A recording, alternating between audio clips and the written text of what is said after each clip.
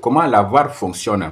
Alors, beaucoup ont tiré sur l'arbitre central, mais ce n'est pas la faute de l'arbitre central, c'est la faute des arbitres qui étaient dans la cabine de VAR. C'est eux qui doivent rappeler l'arbitre central à l'ordre pour dire que, écoute, viens voir l'action pour essayer de voir est-ce qu'il y a pénalty ou pas. Dans un match de football, si l'arbitre siffle directement un pénalty, dans l'action du jeu, l'arbitre siffle un pénalty et que la VAR rappelle l'arbitre pour qu'il vienne regarder les images, c'est qu'à 90%, ceux qui sont dans la cabine de VAR ne sont pas d'accord. Donc, à 90%, ce pénalty-là va être annulé.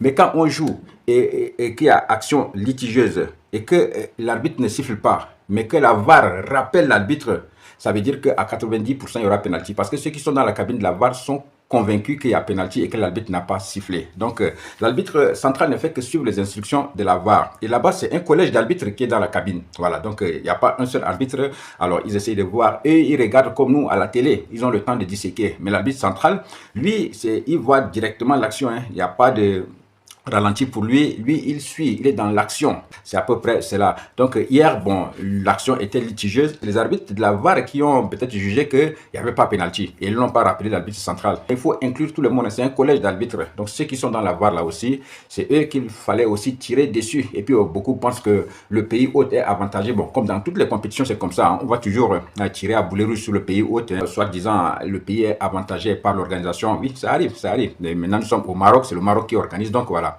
Ils vont quand même bénéficier des petits avantages comme ça. Donc voilà, ça fait que le Maroc passe, mais ça a fait beaucoup parler hier, ça a fait beaucoup couler d'encre et de salive.